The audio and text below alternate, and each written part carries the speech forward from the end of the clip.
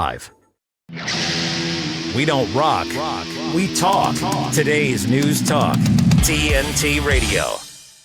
All right, good to have your company. There's plenty to get to today. It's a busy, busy program, so let's get straight to it. I've got the politically incorrect former nighttime national talk radio broadcaster himself with me now. Jim Ball, welcome back to TNT. Chris, thank you for the welcome back. And I wish the rain would disappear, to be honest. I don't know what it's like where you are, but it's been just doing this for days.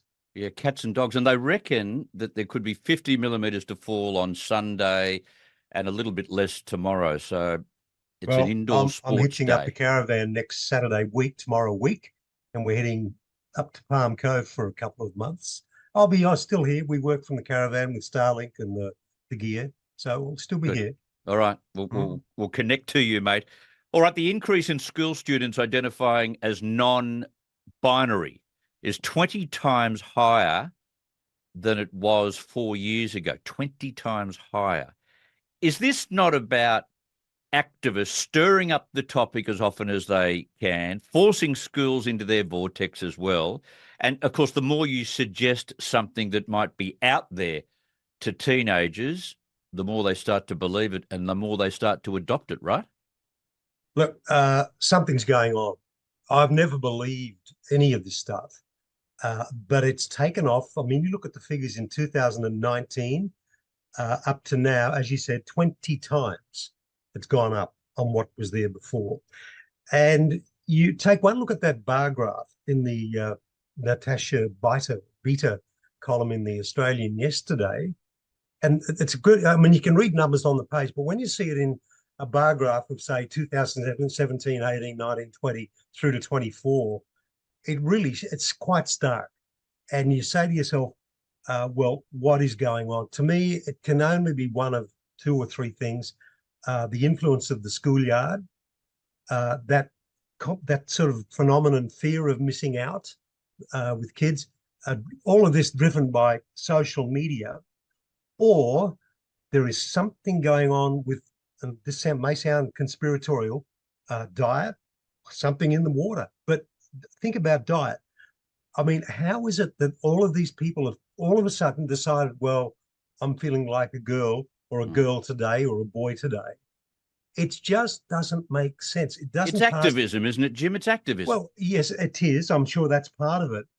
There have been books written about this kind of stuff, not necessarily gender dysphoria, as they call it, but it's a book, and I've got it, Extraordinary Popular Delusions and the Madness of Crowds, written almost 200 years ago, about 180 years ago, by Charles Mackay. And it covers all of this kind of, not this specifically, but all of these kind of crowd, where the crowd just goes nuts. And years later, they think, what the hell were we thinking? I mean, you go for things like Tulip Mania was one of them. There was the South Sea Bubble was another one. There were the Salem witch trials, where all these girls started with one, schoolgirls, and started accusing people of being witches, and people were hung for that.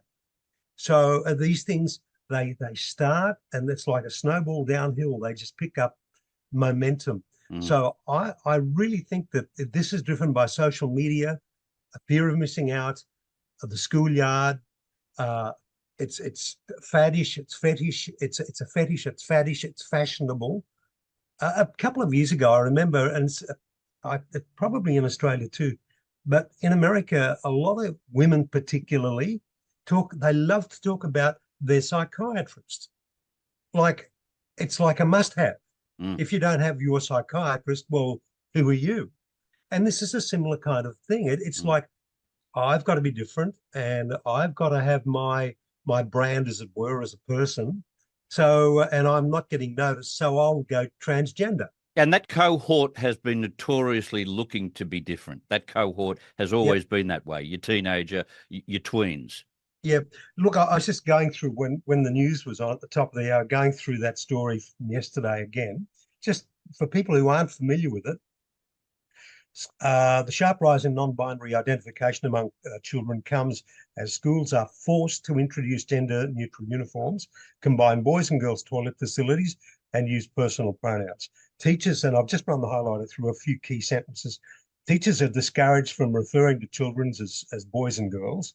Inclusive language guidelines published by the Tasmanian Department of Education, Children and Young People, wherever possible, use gender-neutral language and terms that recognise gender equity. Flick the page. Try student or child instead of boy or girl. Try parent instead of father or mother. Emails and letters must be gender inclusive. Try dear parent, dear colleague, dear student. Do not use dear sir, madam.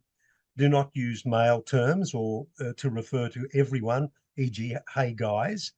And then they go on to say, this is the good bit, the Tasmanian guidelines are even discourage teachers from referring to students as kids, as it can come across as patronising. Well, what the hell is all of this if not patronising? What the irony is lost on these people. Yeah. The Victorian Education Department allows children to change their gender identity without parents' permission. And using the wrong pronouns, dead naming, separating the class by gender, or forcing a non-binary child to use a gendered toilet can trigger distress, dysphoria, and even self-harm. You know what annoys me about this? No one talks about the distress or the triggering of distress in, say, the normal kid in a toilet, in their gender toilet, and having some bloke come in and dropping his dax. Yeah. No one talks about them. Biological boys in girls' toilets. Wrong. Yeah. And we've got more on this, as you know, coming up shortly. But I don't believe any of this stuff, because I just think it's driven. It's come out of nowhere, and in 4 years, 20 times now. In terms of percentages, it's not a lot, about 0.5% or something like that. But the fact that it's 20 times now, who's driving it? Who's behind it? What's behind it? Again, I go back to social media, and diet. I think I don't know. I can't. I'm not a dietitian or a medical person, but I reckon diet must have something to do with it. And on top of all of that, the psychologists and psychiatrists that I've spoken to, and I reckon I've spoken to a half a dozen on this explicit dysphoria subject, they all tell me exactly the same thing, that 98% of the kids that they see have simply got an assortment of mental issues associated with their dysphoria that have to be sorted out first. And what they usually find, that in 12 months to 18 months' time after they have this onset of dysphoria, they get through it. They get through the other end. And if you can sort out most of their problems, they end up living and spending their time at school in a very normal way. Yeah. I mean, I was having exactly this conversation yesterday, and they said exactly what you just said, that kids go through these, not all kids, but a lot of kids go through this phase. And that's what we're talking about. The problem is, though, instead of just letting it run its course, they interfere. Adults interfere and say, oh, you've got a problem. Yeah. You need a psychiatrist. And of course, the psychiatrist talks it up, and then they recommend them for, affirmative care. That's euphemism, if ever I heard one. Yeah. So, I think the whole thing is a hoax. Another one. Totally. Still on this increase in transgender redefinition, we've heard where the e-safety czar, she can't keep out of the headlines, this woman.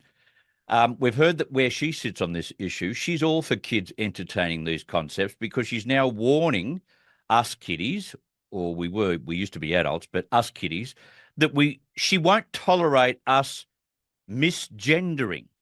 This woman is out of control, Jim. Yeah, she's off the leash and on the loose, and she needs to be pulled back into gear. Last week it was that video, Elon Musk. Now it's again Twitter. Now, the interesting thing here is what it's about is a tweet that there's a guy in Canada, you often see him on cable channels, particularly Fox, and he's called Billboard Chris. I'm meeting him tonight at a function, as a matter of fact. I was going to say he's out here now. That's correct. He's a Canadian. Yeah. And this is geo-blocked in Australia, this particular tweet. But even though it's geo-blocked here and we can't access it, this out-of-control bureaucrat, she wants to have it taken down worldwide. Now, as we said, when we're joking, when we say she's out of control, she is out of control. I mean, we shouldn't let the appearance, because she's quite presentable. We shouldn't let the appearance of Julie Inman Grant as just another ordinary suburban housewife fool us. She is a hard left radical, Yeah. and this is quite obvious that she's hard left. This fella Cook, that's his name. That's her name. Let's get it straight. Chris put up this tweet about this Teddy Cook. She calls herself. Yeah. Now look, Chris, she was born with 2 X chromosomes. She is a woman. She still has 2 X chromosomes. Yeah. She is still a woman. Yeah. I don't care what she can think what she likes, dresses, live how. I don't give a rat's. But don't try and drag the rest of us, ask us to suspend our faculties of logic and reason and truth, and expect to join Teddy Cook down her rabbit hole. Because she is scientifically a biological woman. Now, that's correct. 2 X chromosomes. The commission indicated that it viewed the tweet by Billboard Chris, a Canadian activist, as equating to transgender identity with a psychiatric condition. Now, here's my point. And it's a very serious point about the contradictions in all of this. Why is anorexia, where someone sees themselves differently as to what they are, why is that a mental condition, mental disorder, psychiatric condition, yet somebody who sees themselves as a male instead of a female or vice versa, why isn't that a psychiatric condition? Yeah. They're both about seeing yourselves differently to what you actually are. Yeah, and they do. That's right, and I don't understand it. And they can split hairs. As I've just written some notes to myself here. They can split hairs over identity versus gender versus sex, but there's reality in all of this. Reality trumps everything else. Yeah. Doesn't matter what you think, what you feel, or anything like that. Reality comes in, and that's what they're asking us to suspend. How dare Julie Inman Grant then go against everything the biologists, the scientists say about his or her classification, that is biological woman? How dare she cancel someone's ability to make that statement? Yeah. And look, this is like one of those 1950s sideshow alley hall of mirrors, concave and convex mirrors where everything gets twisted and distorted. That's the kind of rabbit burrow, the rabbit hole we're down. We've gone down. And just on this Teddy Cook's use of private social media accounts and this will tell you something about this person, private social media accounts to post material relating to bestiality, public nudity, bondage parties, and transgender orgies, as well as the transgender activist's contribution to a 2022 paper in the International Journal of Transgender Health, which found transgender people were more likely to enjoy sex while using illicit drugs. So I must bring her home to meet Mum. And really, God. Anyway, so back to your point, Julie Inman Jones or whatever, Grant, whatever her name is, she's out of control. Of control. She wants to rule the world. She's worse than the boss of the WEF or the EU. They're asking us to suspend our logic and reason and suspend truth. It's just it's a nightmare.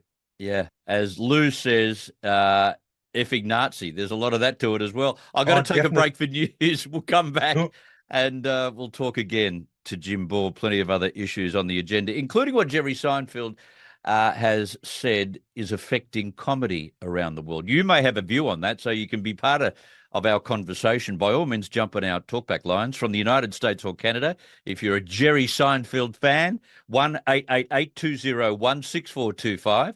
From the UK, 033 0024 1026, or from Australia and New Zealand, 1-800-670-310. Let's go to the newsroom on TNT. All right, let's get back to Jim Ball. Thankfully, Jim, our university protests in Australia over what's happening in Gaza haven't become as volatile or violent as those in New York or LA. But we have seen terror flags flying at the University of Queensland and some very, very anti-Semitic language used on campus gratuitously. And what do the executive cowards at these universities do about this stuff, mate? Nothing. Yeah, exactly right. I'd like to see, quite frankly, some penalties. Those people that are indulging in anti-Semitism, I just like to see them totally, lose points or whatever it is they lose in terms of their grades, on their track to their credit degree. points. Yeah, but look, Elon Musk was told he must take down that video last week, right? But kids were made, and that's the word they used, made to foment anti-Semitism by way of anti-Israeli chants last week or earlier this week, calling for intifada. They wouldn't even know what it meant, and labeling Israel as a terrorist state. We're talking kids here, right? Kids. And I'll come to the woman in a moment about her, the woman who was driving all of this. She's a doctor out at Macquarie University. And let's not couch or gild the lily on any of this with the use of the word intifada. We all know what it means. It means an uprising leading to a kinetic war. That's what it means. Repeat, you've got kids mouthing this stuff. Now, I'd like to think that everyone sees and understands this for what it is. What we're seeing, I think, is a merger between Islamism and anti-Semitism. Islamism and anti-Semitism. That's what we're seeing.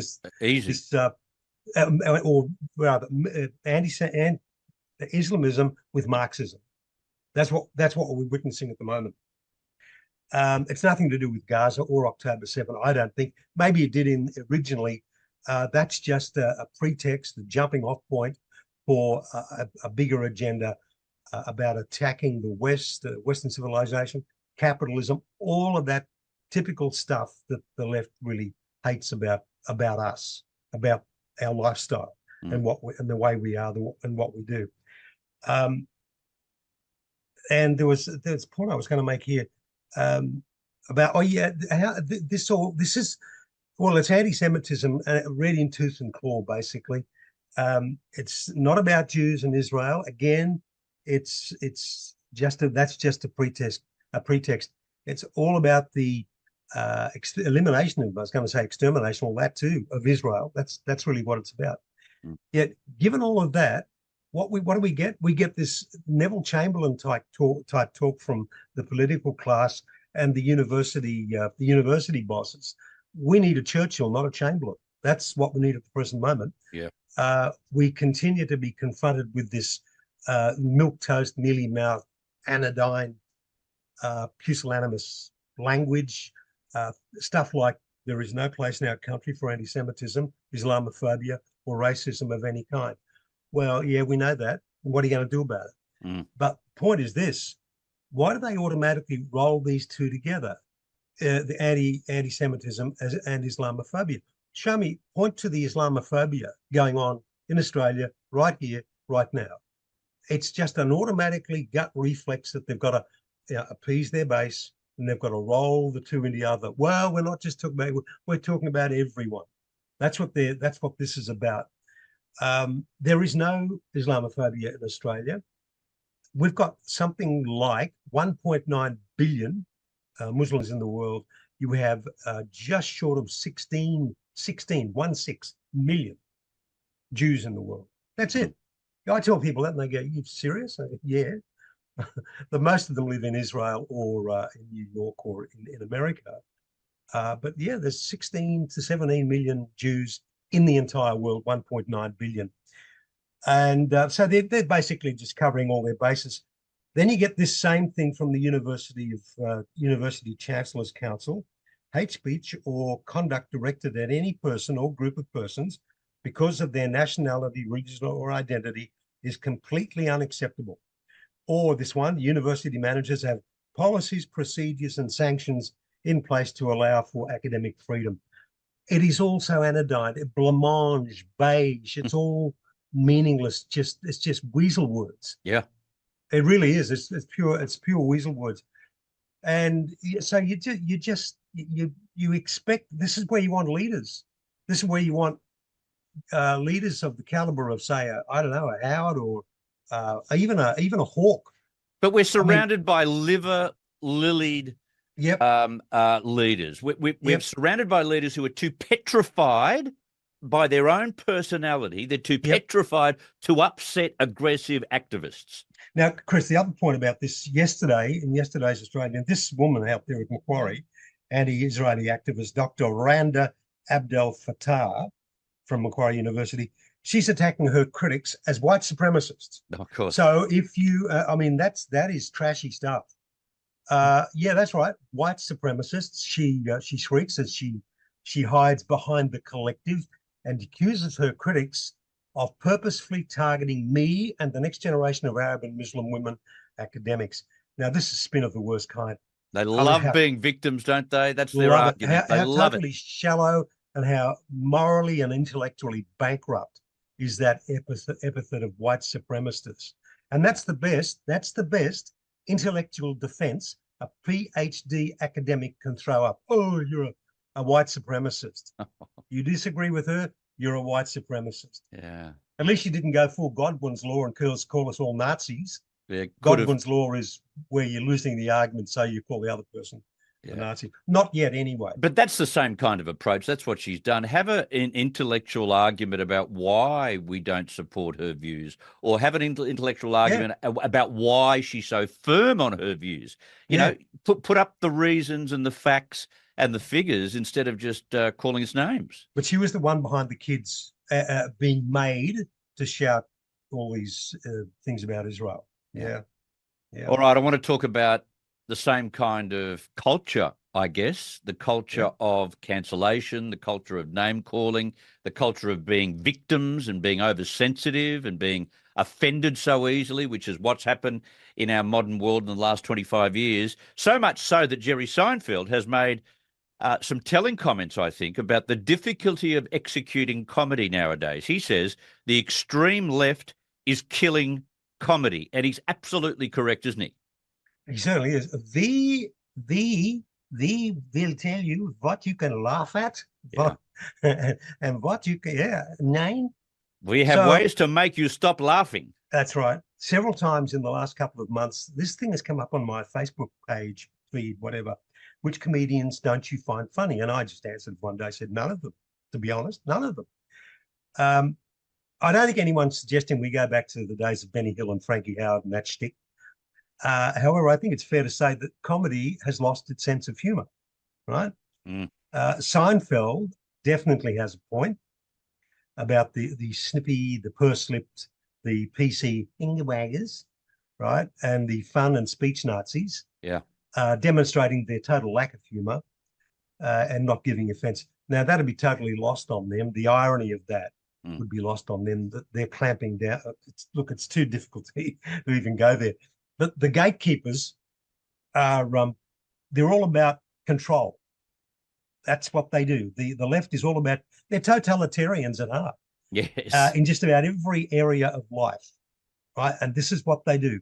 And we call them speech Nazis because they're speech Nazis. That's pretty simple. Comedy used to be very clever, and that's, as I say, used to be. But today they're trying too hard. They're trying to be edgy and overtly political and harshly political. They tend to, I don't think there's much of an original thought there. They just say what they think is politically correct, and they'll get the clapping like barking seals at SeaWorld. Today it's very sweary. Fake. Yeah, it's all very sweary as well. And in prep for this session, Chris, I actually looked at for a few minutes, I think around about 2.5 minutes, a trailer for Hannah Gadsby. Oh yeah, right. Some new show that I didn't even raise a smirk, let alone a smile. And what have I just made some notes here to myself when what did I say about her? Yeah, but people don't want to be lectured with a stream of political consciousness from a comedic mediocrity who knows nothing about the world and doesn't relate to ordinary people. I mean, the overweight, the sweary, gender-confused Hannah Gadsby is a case in point. And all that entire cohort, the short-haired, purple-haired, body-pierced, tattooed lesbians and unfunny cultural and social misfits, they're all the same. They think that they get up there and they say the F-bomb a bit, and they say excrement. I'm using the flowery language here quite a bit, and they just think that's how you get by. That's humor, right? The days of Seinfeld and what's the guy, Ricky Gervais, people of that caliber. I mean, where are they? They're the kinds that have they've been cut loose. They don't exist anymore. They just don't get the. I don't know what it is. I don't know why they've disappeared, but they've faded away. And putting PC and politics aside, comedians today are simply just not funny. That's just the way. I don't know. They don't have a sense of humor. It's difficult to understand what's happened to comedy in a studio setting. Like I said, they'll clap like barking seals at SeaWorld. And it's not just comedy either. Comedy is just one aspect of life. To the left, comedy, you've heard of that phrase, march through the institutions.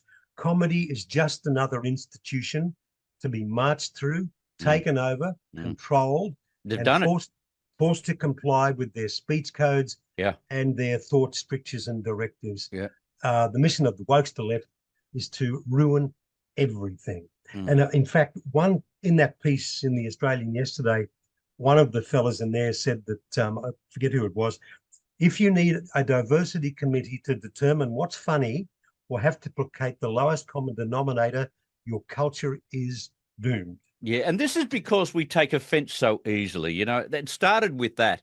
You know, now that we realize what the essence of comedy can be. The essence of comedy is taking the mickey out of something, a stereotype, and be prepared for a stereotype, but accept that because it's funny. And not necessarily accept this stereotype, but we're not having an intellectual debate here. It's comedy, for God's sake. It's a chance to get away from the intellectual rigor of what we normally do. It's a chance to actually have a laugh at our own expense quite often. That's right. Australians can do it. The Irish can do it. Women can do it as well. When you take the mickey out of the way they treat men on stage, as far as comedy is concerned, they will laugh at that stereotype, and vice versa. But when it comes to religion, when it comes to groups like university groups and others, they will take instant offense. Then everyone knows, it's like a virus. It's like everyone knows, I don't go there again. Yeah, walk on eggshells. Yeah. That word, the word that I think has caused so much trouble in the world, and we used it earlier in relation to the kids and the transgendering and the transgendering, the word trigger. Everyone uses, that's triggering. Yeah. It's another form of saying I take offense at that. Yeah. You know, a kid goes into the wrong bathroom. Oh, that'll trigger someone. You know, it annoys the crap out of me, I tell you. Yeah, me too. Yeah. Anyway. In fact, there are very few things that make me speechless, but this kind of thing does. Yeah. It is so annoying. Yeah, it is. It is. Anyway. If I can be self-deprecating, why the hell can't you be? That's right. You take yourself too damn seriously. That's why. Correct. Yeah. Hey, good to catch up. Thank you very much for your analysis today. Good on you. Okay. Have a good weekend, mate. Good on you. Jim Ball, let's go to the former Australian nighttime talkback radio king, the politically incorrect truth teller himself. He's not in his usual home on the northern beaches of Sydney. I don't know where he is. Jim Ball, what part of the world are you in? I'm in sleepy little Inverell at the moment. We're up here. This part of the trip is work. Not for me, but for Judy. And from here, we're going through to Toowoomba tomorrow. Been here 3 nights. Then we're on to all points north up to Palm Cove for a month. Then Cooktown for a few weeks. And we'll be gone for hopefully 4 months. Not sure yet. Fantastic. Just making it up as we go. I was about to say, is it a wide brown land out there? But there's been so much rain on the East Coast. Has it got that far inland? Oh, no. Yeah, it's green. Most of the trip we saw, it is as green as. Right. But just on that business about the digital ID, I suppose in a way we've already got it in so much as the MyGov ID thing, your MyGov app, Yep. That's a form of digital ID. But you notice the language they use. They say, "Oh, won't be compulsory." That's what they're going to say. But if you want to benefit from this, and this, you'll have to have a digital ID. Of course. So they'll say it's not compulsory, but we know it is. And as for the business about Pursuto, I mean, that guy and those comments shows two things. A, how the left has controlled the agenda and the narrative, but it also shows just how appallingly gutless the Liberals are. Yeah. Yeah. Especially in Victoria. And you wonder why they've never been in government in recent years. I mean, it's the party of Bob Menzies is long gone. Party of Peter Costello is long gone. The left have taken over. They run the show. Yeah. Yeah. Very true. Labor light. You're exactly right. Now, talking about ghosts of old, former PM Scott Morrison says he expects to see multiple nuclear power stations in Australia within his lifetime. Jimmy made these statements in a speech in Washington yesterday. If only he'd had the guts to say it when it counted.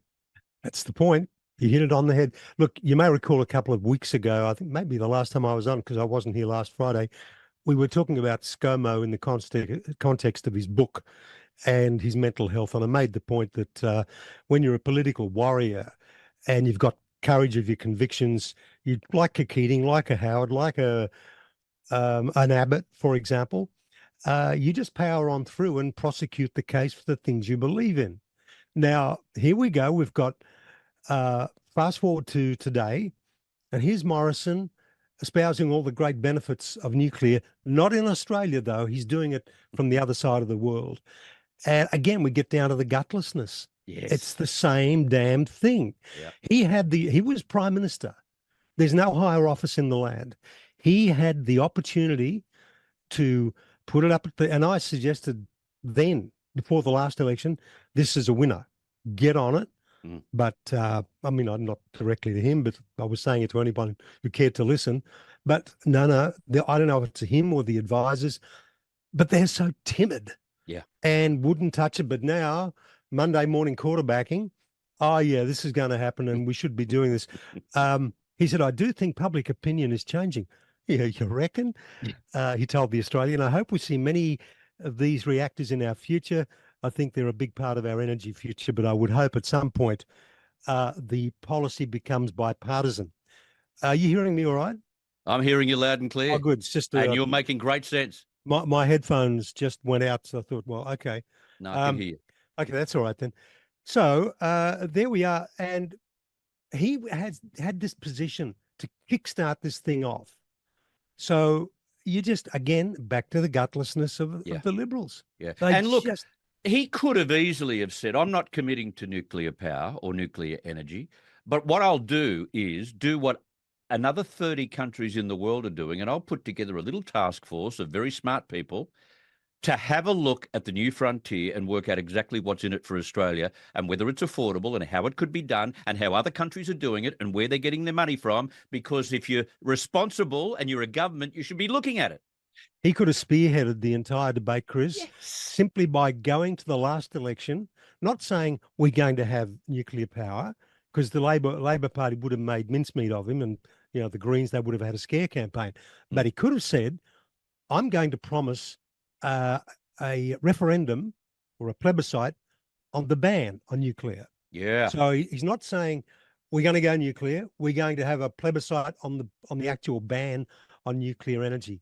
Yeah. And then let Labor, with all of their net zero stuff and fossil fuel stuff, let them come and attack him on that. But anyway, the point is he didn't do it. No. And here we are. What did we get? We got a referendum on the voice instead. Yeah, exactly. Fantastic. Fantastic. Thanks for serving the Australian people. All right. Now, I do have some promise, though, that I see coming out of the mouth of Peter Dutton, the opposition leader. He had his budget reply speech last night. He is pushing nuclear. He's doing what Scott Morrison didn't have the guts to do. Yeah. Yeah. And this is against Labor's scaredy cat approach, of course. And last night in his budget reply speech, he moved away from being Labor light, promising to get rid of Albanese's green subsidised Made in Australia project, and he'll slash immigration by 25%. Now we've got a battle.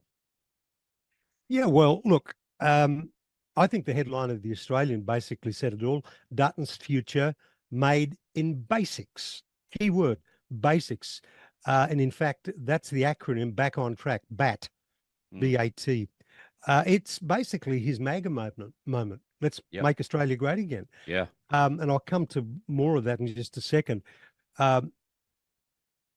He said there's nothing, or Dennis Shanahan today said there's nothing complicated. And this is the thing, nothing complicated in the opposition leader's reply to Chalmers' big spending expansionary budget. It's all simple, easy to grasp. Yep. And that's critical. If you're going to get through to the masses, it's got to be easy to grasp. And the nearest it comes to offering fabulous vision is to try to turn what has become a housing nightmare back to Australia, to the great Australian home ownership dream. Like I said, it's going back to the future. It is, pardon me, back to basics, back on track, MAGA, whatever you want to call it. The fact that he comes up with a ban of sorts on foreign home buying is going to go down really well in this country.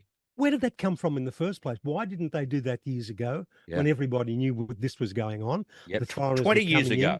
And pushing Australians out of the market. Yeah. So there's to be no more, hopefully, ideological fantasy projects. I mean, I made a list here. People are sick to death of DEI, ESG, gender ideology. They're sick of left-wing political parties and government trying to control what you see, hear, and read through the lens of disinformation. They're sick of gesture politics and the endeavours to re-engineer our society and culture with things like The Voice, and through the prism of the Swiss Army knife, all appealing climate change. People are tired of it. They know it's all bullshit. They know it is. Yep. But for some reason, again, the left have been able to control the narrative. Yeah. They don't relate, the people don't relate to any of this stuff. And I think he's on very, very solid ground. It means absolutely nothing to them. None of these things, well, they do impact them in terms, say, climate. The electricity bills do impact them, no doubt. And it's this idea of wanting to ram it down your throat. We all know, as James Carville, that Democrat guru for the Democrats, for Bill Clinton, said back in '92, it's the economy, stupid. Yeah, that's what it is. Health, housing, education, employment, that's it. Everything else is a distraction. Yeah, see, Dutton has to do this because Dutton is not one of these refined, gregarious, compellingly attractive kind of performers that people are going to say, oh, I like the cut of him. I like him. I think people are fairly neutral or they don't like him. So because he's a neutral kind of personality, he has to come up with the real, difference in policy that can make him attractive. Yeah, he presents as just an ordinary suburban dad from wherever he came. I know it's Queensland, but I'm not sure what town or city. But that's how he comes across. Yeah. I don't want to use the word plodder, but I use that I did use it, but I use it in a complimentary sense. He reminds the average person of them. And I think that's a lot of the appeal. A lot of people will disagree with that. The thing is, when it comes to housing, when it comes to the drop in migration, 25%, Labor dropped it from 390 or was it 290 down to 280 or something like that, which is bugger all. He's taking it down to 240. I think it was 140. 140. 140. Yeah, 25%. Anyway, all of that said, how will we know? I mean, the housing market probably will be able to get a grasp on that because we'll know who's buying, and we'll see young people today, this is the big one. It's not just the affordability, the availability, it's the affordability. Yeah. And I guess that's partly driven by availability. Yeah. My son, my 19-year-old son moved out of home recently, and he went out, and for 8 months he stayed in this apartment, and he thought this was the start of everything. He can save for his deposit, he can get through and continue to work hard, and he did a lot of overtime on weekends. He was working 7 days a week. He was going really well, and then he turned to me after 6 months and said, Dad, I'm broke. And he said, because they put up the rent by 20% one day. Yeah. And he said, I'm broke, Dad. I've got to go back home. and he's come back home because it's unaffordable. See, that's just shocking. I mean, I just remember when I was coming through back in the 70s, 60s, 70s, and it wasn't easy. I mean, I think I said a few weeks ago, our first house we bought in 79, the inflation was 17%. Yeah. It was just absurd. So there's the way I like to see how things have gone over. I go to the comments page in the Australian, go to the story, and down below are all the people commenting. One said, in the few cutaways to the government front bench from Peter Dutton during his speech last night, showed some very uncomfortable people getting a reality check. Another one says, Dutton read the right temperature of the nation, food on the table, roof over the head, clothes on our back, excellent, leave elbows, socialist, big business agenda. Yeah. A leader, another one here, a leader that's had a real day job and understands many Australians are fed up with less representative voices constantly shouting at them. Another one, Peter Dutton nailed it. Keep this up and elbow is toast. And the final one I made a note of, the Liberals can only ever win when they have Howard's battlers, Tony's tradies on the inside. Yeah. It seems Dutton gets it. He gets That's it big time. That's and this I think this is the turning point, Jim. I hope you're right. Yeah. I hope got you're to right. take a break. Got to get some news. Sure. I'll be back with you. We'll talk about Donald Trump and other things, including the Labor senator that broke ranks on Wednesday. All of that with Jim Ball. Yes, all of that with Jim Ball right after the break. Let's go to the newsroom on TNT. Interesting to see the reaction to our discussion about whether Dutton has kind of got it and whether this could be a turning point. I've just got a few comments that are worth reading to you. Lou actually says, yeah, Dutton has the answers. Ha, ha, ha. That is just pathetic. Lord Melbury writes, everyone has their price, and that's why the narrative is being pushed the way it is. Gutless cowards who will whore themselves to any agenda that keeps them in a job and advances their careers. Sell-out fakes and puppets who dance to the tune of the ruling cabal. Party politics is the illusion to make the majority of the plebs think they have a say in how the nations are run. Interesting. Let's get back to Jim Ball.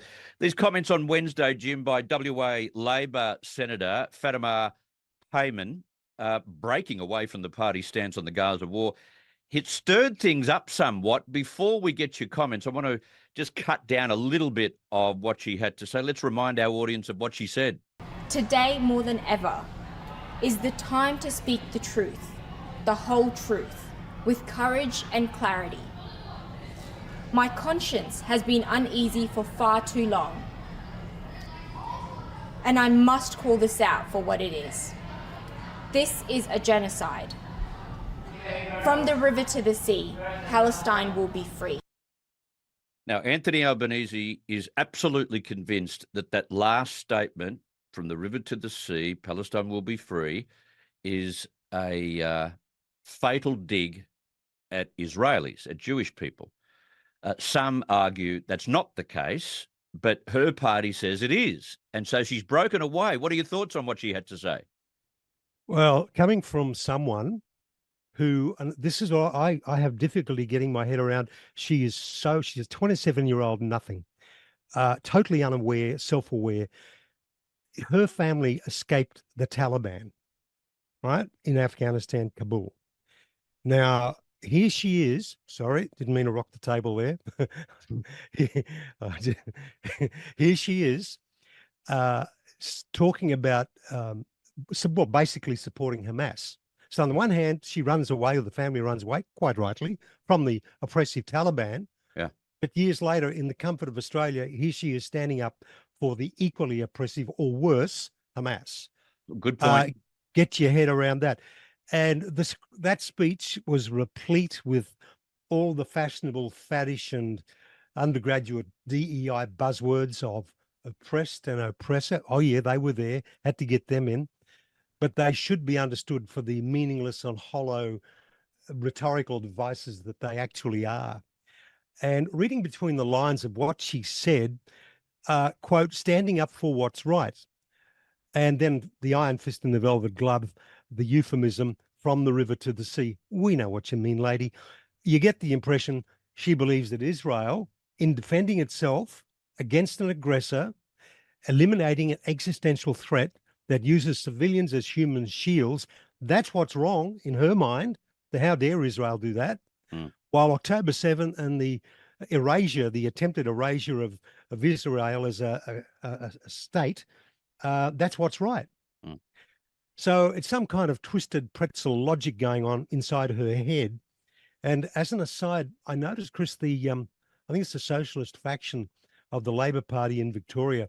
They're demanding an end to Israel's perpetual, note the word perpetual, occupation. Mm. So my question is, since when did a 7-month incursion in response to a terrorist attack and an existential threat become a perpetual occupation? 7 months, that's all it's been, hardly perpetual. So you can see how perverted it is and how they redefine the language. And all that being said, I think it's fair-minded. As a fair-minded Australian, would she still hold to that position of oppressed and oppressor if these situations were reversed? In other words, if October 7 had been mightily successful and they were traducing Israel, would she then call Hamas the oppressors and Israelis the oppressed? No way. But can I raise something here? I think that what happened on October 7, and I've made these statements before, that what happened on October 7, the mass rape of young people, the burning of mothers and children, the removal of limbs while some people were still alive, etc., etc., etc. This has been highly successful. This has got them a seat in the United Nations, mate. Absolutely. Now, I want to come to that very, very point. Do it now, then. But she is basically the senator for Hamas. And she's a first-time senator, and it's up to the people of WA to make it her last term. But just on the UN business last week on that subject, Australia voted with the UN on Palestine. Mm. And I started thinking, where is this place called Palestine? There's a little country town in the United States of America. Right, where a train rolled over. Yes. Now, there's the West Bank. That's the biblical Judea and Samaria. There's Gaza.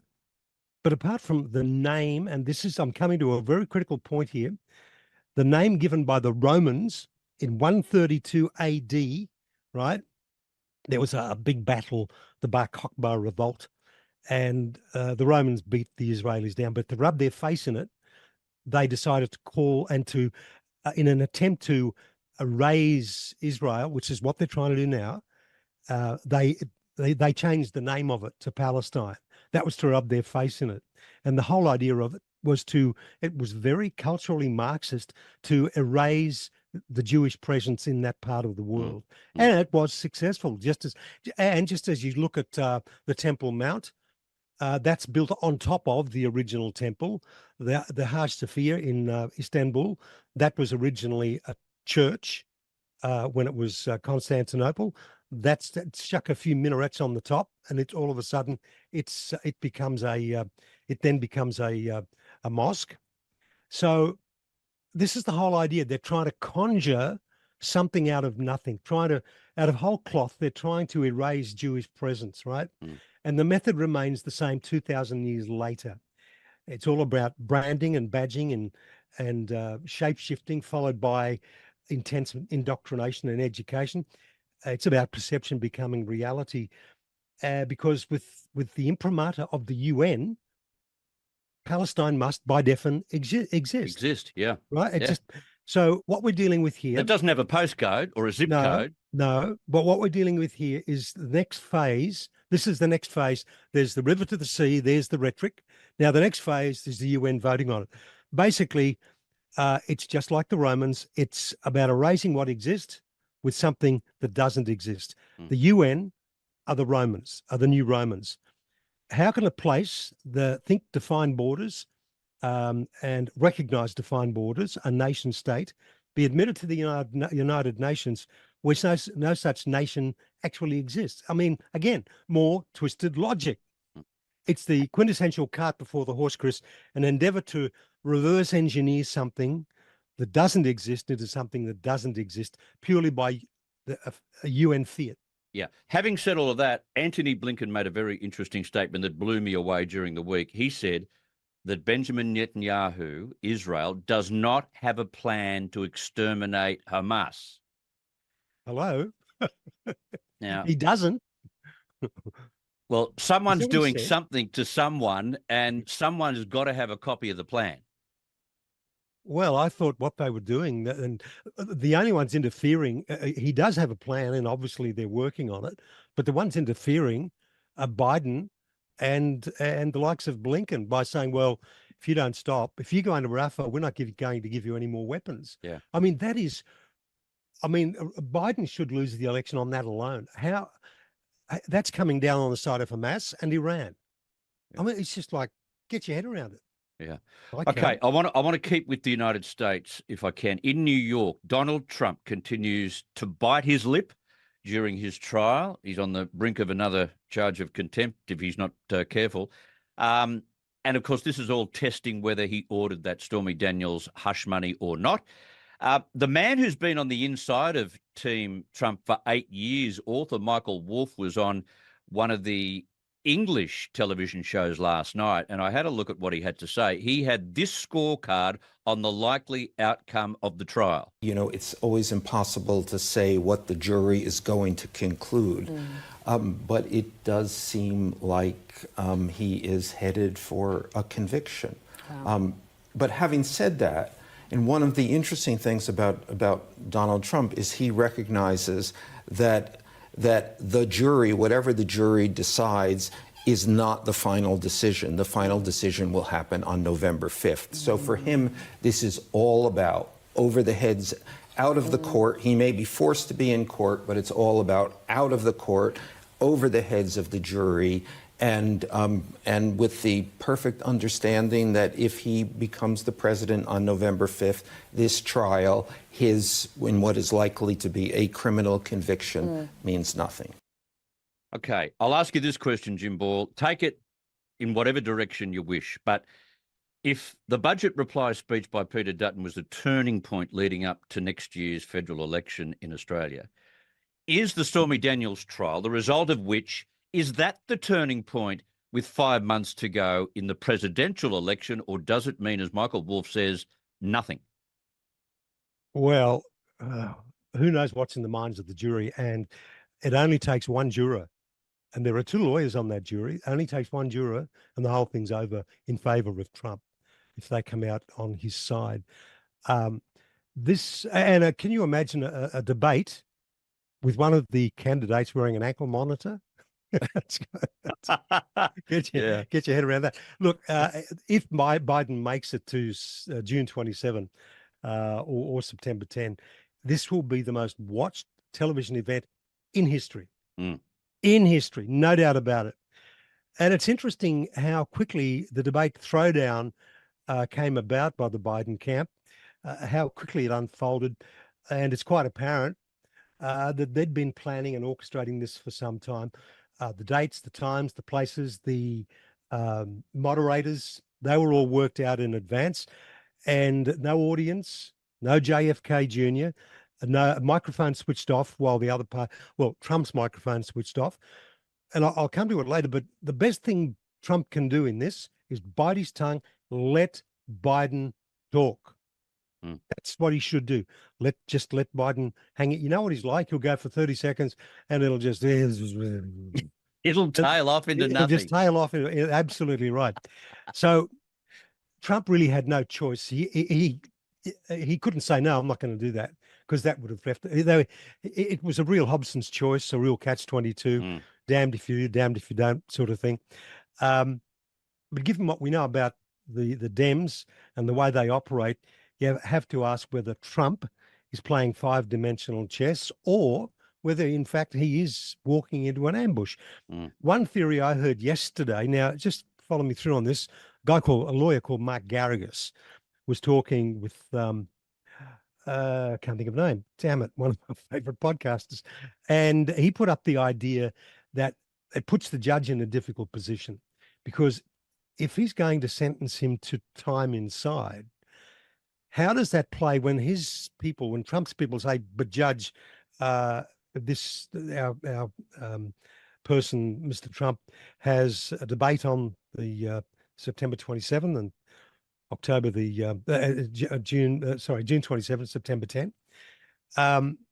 If the judge says, well, that's too bad, that is judicial interference in an election. It is. That's how it'll be. And this is all, and the whole thing has been orchestrated. I mean, I don't know how much you listen to it, but there is no case. And in fact, to this point, they haven't actually said, and they've presented their case. It's now the opposition side. Well, the chief witness is a complete and utter revengeful liar. But the prosecution hasn't actually said what the crime is at this point. They've tried to sort of combine a state misdemeanor with a federal crime, and I don't know and it doesn't really matter who. If the jury and remember, New York voted something like 97% Republican. So if the jury is a reflection of Trump's quote unquote peers, he's done. Doesn't matter how good a defense he puts up. Well, he's already said that, so he expects that. And of course there'll be an appeal, and he'll win the appeal, no question. And if he's convicted without jail time, that gives Biden the opportunity to reference Trump in the debate as a convicted criminal. Yeah. See how it works? They've thought this through. Yeah. They've thought every angle. They've worked every angle. It hasn't worked for them though yet. It hasn't worked for them yet.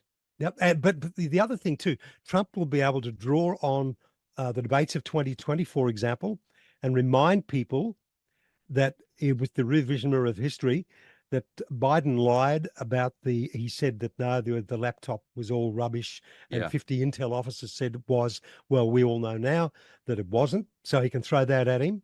He'll be able to point to hard evidence of Biden's bribery and corruption as the big guy, and the promises Biden made, promises kept about the adults being back in the room. So much for that. Yep. And Trump should also have props. Props, blow-ups of bank checks and bank statements showing 40,000 in, 50,000 out, right?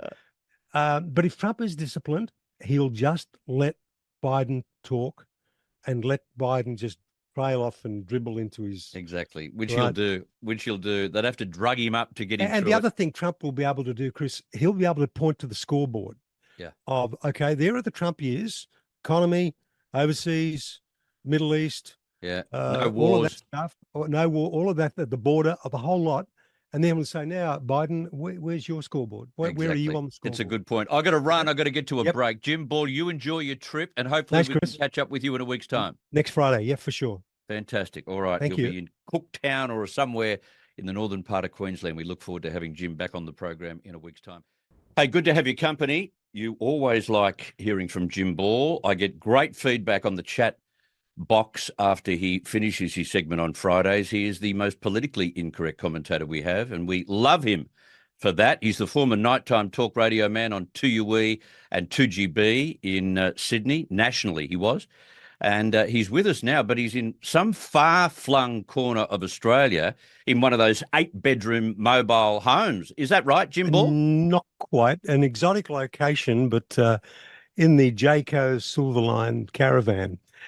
In the Palm Cove Caravan Park. Oh, beautiful! About 50 meters off the beach, and it's been raining overnight, bit overcast today, but hopefully we're here for 10 days, then we're going to motor up to Cooktown. And from there, we don't know. We haven't made any plans, which is pretty much the way we want to do it. Don't plan too much. Otherwise, you've got to, once you commit yourself to be at a certain location by a certain time, you've just got to make that work, and you may want to, hang on, this is pretty good. Let's stay a few more days. Can't do that. So we're just... What's the water like? Can you swim in the water now, or is it too cold? Look, I wouldn't have a clue, Chris. I haven't only arrived yesterday. Right. We had 3 pretty intense days of 5-hour drives from Inverell to Woomba, all the way up. Got here yesterday afternoon. Right. Good stuff. We've got plenty to talk about today because it's been one of those amazing news weeks. Let's put aside what meat and potatoes festival, isn't it? Yeah, you're not wrong. Let's talk about what the International Criminal Court came out and did earlier on in the week, and said that they were looking for warrants to charge 2 leaders of the Israeli government, including Benjamin Netanyahu, and 3 leaders with Hamas for war crimes. And for some reason, Anthony Albanese found that he didn't have a tongue when he was asked what his response was to the ICC move. It was totally amazing. It all goes to leadership. I'll come to him in just a second, but the moral equivalence involved in this, and the leader of Hamas and Netanyahu even talking about them in the same sentence, it's just the worst kind of moral equivalence. It's like putting Hitler and Churchill in the dock. Well, Hitler killed 6 million Jews. Oh yeah, but Churchill, he bombed Dresden. You know, it's the same kind of thing. And I mean, that is an asinine idea, but that's how bad it is. That's the true contrast. Hitler and Churchill in the dock at the same time.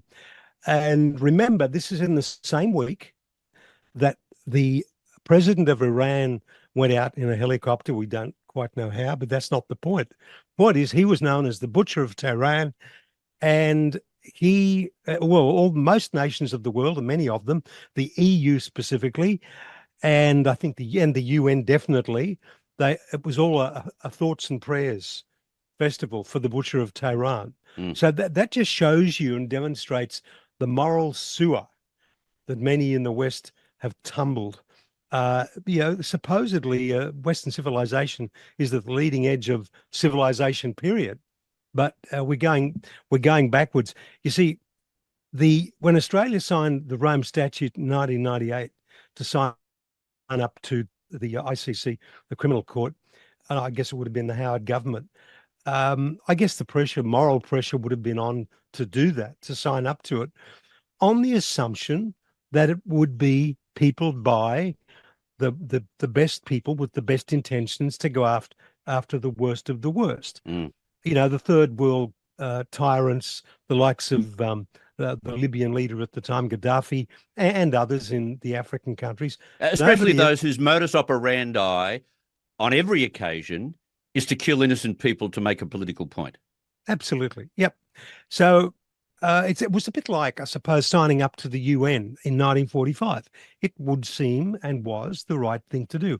Little did we know or anticipate in our naivety and gullibility that those institutions, and here we are, we're back to the march through the institutions again, those institutions would be white-handed, undermined, taken over by the left. And that is exactly what's happening. And I'll come to that a little later in another segment we're doing. Have a look at the people that run these shows, whether it be the World Health Organization, whether it be the United Nations. Again, peopled by those that in their own countries, as politicians in their own countries or bureaucrats, were all part of the hard left. So this determination by the ICC, headed up by this Karim Khan, kind of an Alvin Bragg equivalent, big round face with a little goatee, trying to hide the chins. It doesn't work. You're a fat bastard, mate. Anyway, that's who people that is who heads it up. And here they are going after Israel, which is the only democratic state in the entire Middle East, truly democratic state. A lot of countries like North Korea call themselves, the People's Republic. People have got nothing to do with it, mate. But it's an indicator what a pus-engorged, suppurating bedsore the ICC has become. If this was Israel or any democratic state under the government of the left, 5 will get you 10 that the ICC wouldn't act at all. But because it's under, if it was anybody like, if it's Netanyahu or Trump or Tony Abbott, they'd go after them. But if it's one of their own, they'd leave them alone.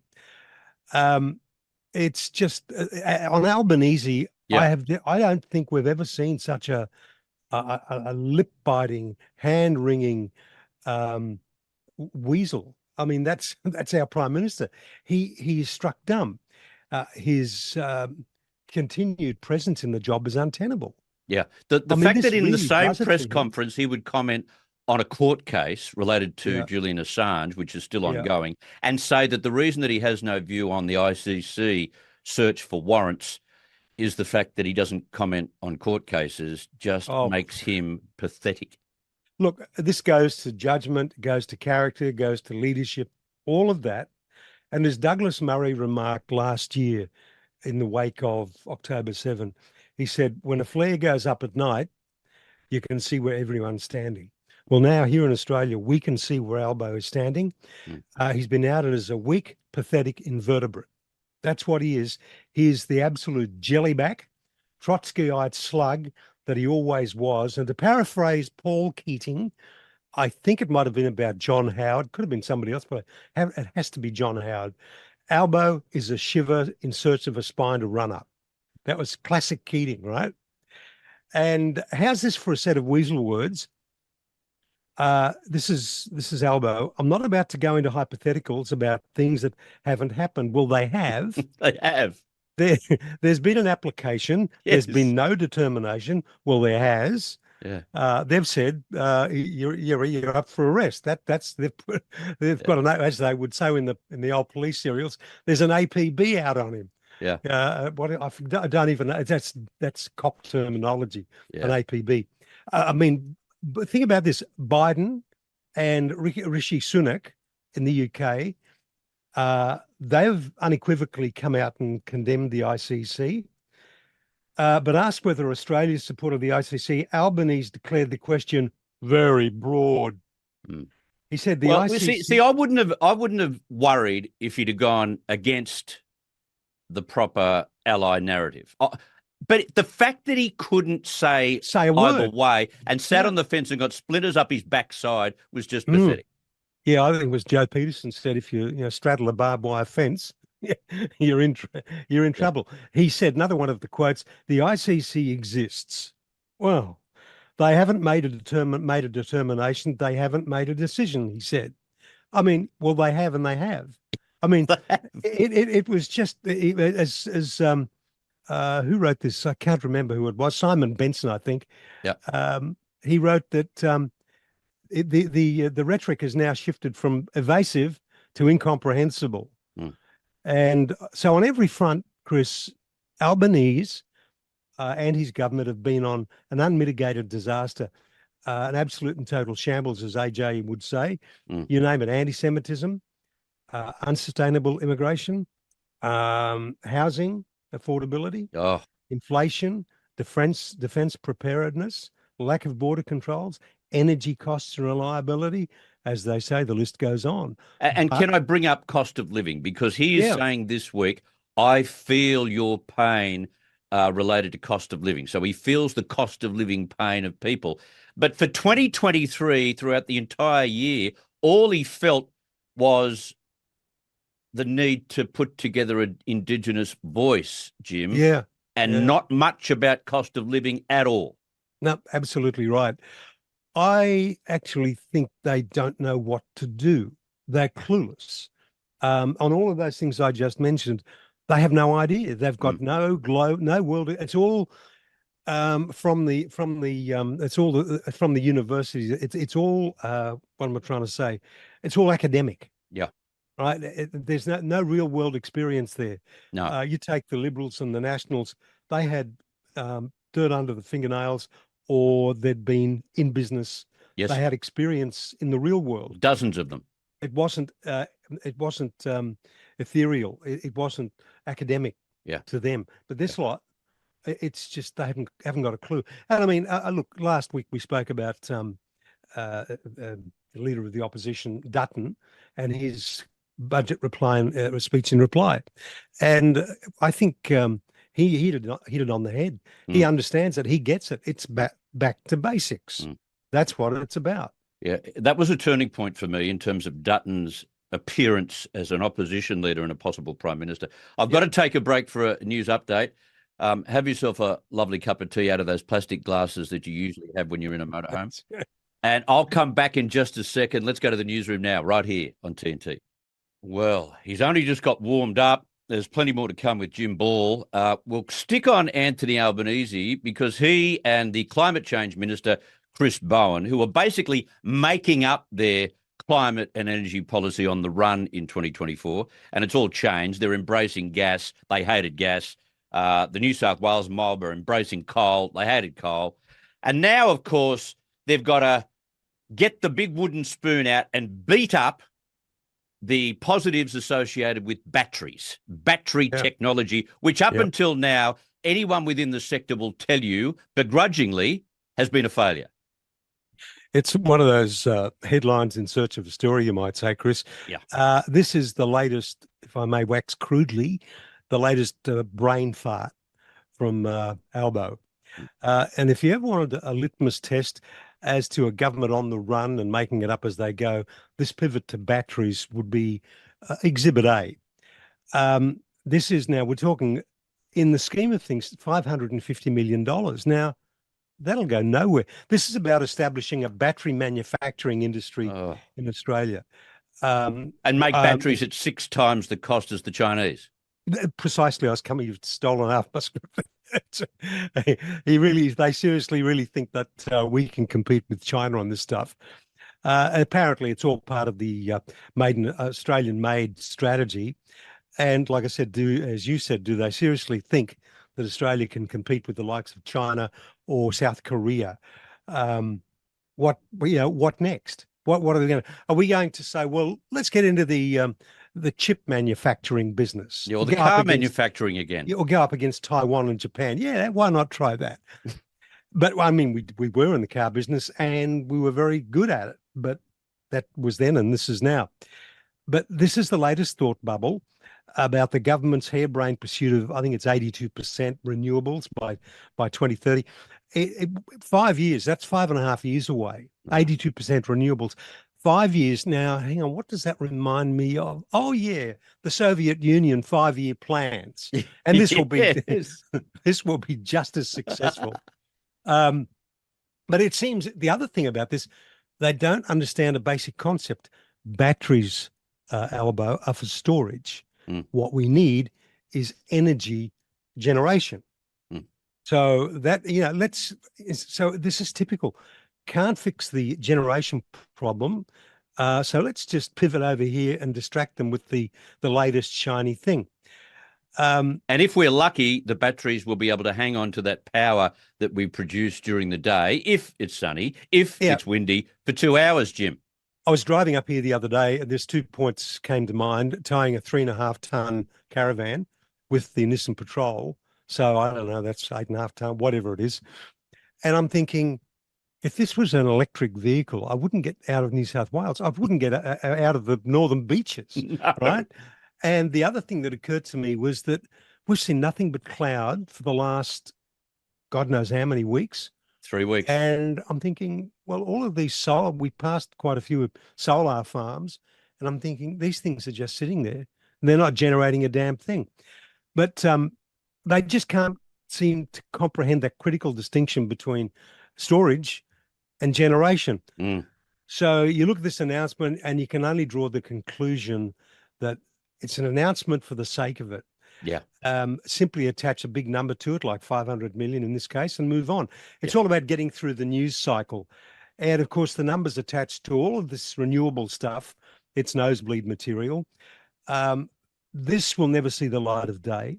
The 500 million will get spent, no question. They can point to that saying, we spent 500 million, but you won't know where it went. No. But we won't see a battery industry in Australia. And if the government thinks this will move the needle on polling, they've totally missed the mood of the nation. They're playing to a very small base. And the frustrating thing is that apart from the money, it's not going to change the climate one jot. It bears no relation to the concerns of the average Australian, which brings us back to the Dutton speech. Yeah. So there you have it. I think it was in the Australian, they said that Albanese said, with global demand for batteries set to quadruple by 2030, Australia must be a player in this field. So batteries are a critical ingredient in Australia's clean energy mix, and together with renewable energy, green hydrogen, see all this vague stuff, green hydrogen, what's that? Batteries, yeah, okay. Critical minerals, no one knows what they are. Will meet Australia's emission reduction targets and create a strong, clean energy manufacturing industry. like I said, it's not the storage, it's the generation that we should be concerned about. Correct. Generation, which means we Yep. need to rely on things like coal and gas, no matter how much you hate them. Yep. Now, I've got a topic, a subject for you without notice, because it's only just dropped. Let me see. It's only just dropped Pardon me. today. Social media giant X is subject to local hate speech laws, a state tribunal has ruled, a decision that lawyers for an Australian Muslim advocacy group have hailed as precedent-setting. The decision is a win for the Australian Muslim Advocacy Network, which in June 2022 lodged a complaint with the Queensland Human Rights Commission, accusing X, which was then Twitter, of being responsible for a far-right conspiracy group posting a range of Islamophobic commentary about Muslims being an existential threat to the world. The group's complaint to the Commission noted on 3 occasions in 2021 it reported 419 pieces of content published by certain accounts that were inciting hatred, severe ridicule, or serious contempt for the Muslim community. It argued that X, owned by Elon Musk, had violated section The tribunal heard the matter in September last year. But on Tuesday this week, the tribunal ruled that X was subject to its jurisdiction and it could make orders against it over this complaint. What is it about Australian entities and agencies and courtrooms and tribunals and the greatest Karen in the world in the E-Safety Commission office? What is it about them that they want to change the entire world when it comes to social media? Well, they're full of their own self-importance. That's part of it. But on this, it's okay to say gas the Jews. Not a problem with that. And that's what they said. People have said, oh, no, it's like that Let's Go Brandon thing in the States when the people were saying, do you remember how that came about? Let's Go Brandon, Chris? Yeah. Where the crowd was saying, get Biden. Yep. And the TV commentator said, somebody said, what are they saying? She said, oh, they're saying, let's go Brandon. Yeah. And so these people can, and they've tried to do the same here. They've tried to rework what was actually said. And it's not the Muslim community. It's the Islamist ideology. I mean, the average Muslim sits out there, goes to work like anybody else and goes about their day. Yep. It's the Islamist ideology. Exactly. That's giving them a bad name. I just printed the story out while the news was on and had a brief read of it while X's legal team argued it was a true foreign entity and therefore not subject to the tribunal's jurisdiction. I don't see how they can make this stick, to be honest. No. I just don't see it. It's a tin pot. It's a tin pot tribunal in Queensland thinking that it's more important than what it actually is. And they're talking about hate speech. But the question is, Chris, who determines what hate speech is? Oh, I know, the same people who determine what misinformation is. Yep. That's pretty much it. I don't think this will go anywhere. There'll be a big noise about it for a little while, but I don't think it's going anywhere. Okay, I want to ask you about a brilliant article from Adam Crichton in The Australian today, and he goes into great detail, and I encourage our audience to go and search for the article and read it in its entirety. I won't do it for you now and bore you nutless, but he's talking about how COVID myths have been weaponized in recent years for money and power. And he takes aim, of course, with the World Health Organization. I think he's taken aim at the right organization, hasn't he?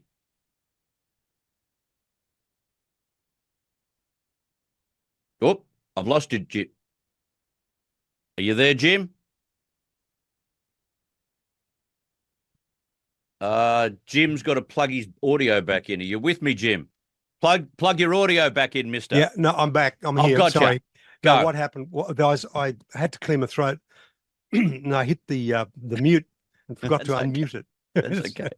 Yeah, anyway. The fact that you're coming out of the motor home is a credit to you, mate. It's all good. So I asked the question. He was taking aim at the right organisation. Yes, I heard you. Yep. Look, this is the UN. This is the ICC. Any of those supranational bodies that, as we were saying a while ago, when talking about the ICC, they are, again, they're like that rinky-dink court in Queensland. They want to dictate how you live your life. That's that's pretty much it. And I think people have figured out by now that the globalists and the bodies like the UN, the World Economic Forum, a Club of Rome is another one. They've been plotting and planning and scheming for decades now on how they can usurp the powers of the sovereign state, and right down to the individual level, and tell you, like climate change and all of that, how to live your life. Yeah. Climate change and the pandemic of 2020, they are two instruments designed to bring it all about, and it's all premised on fear. You're all going to die if you don't do as we say. And again, I go back to a quote I've been using for decades. H.L. Mencken, 100 years ago, wrote that the whole aim of practical politics is to keep the populace alarmed, hence clamorous to be led to safety by an endless series of hobgoblins or fears, all of them imaginary.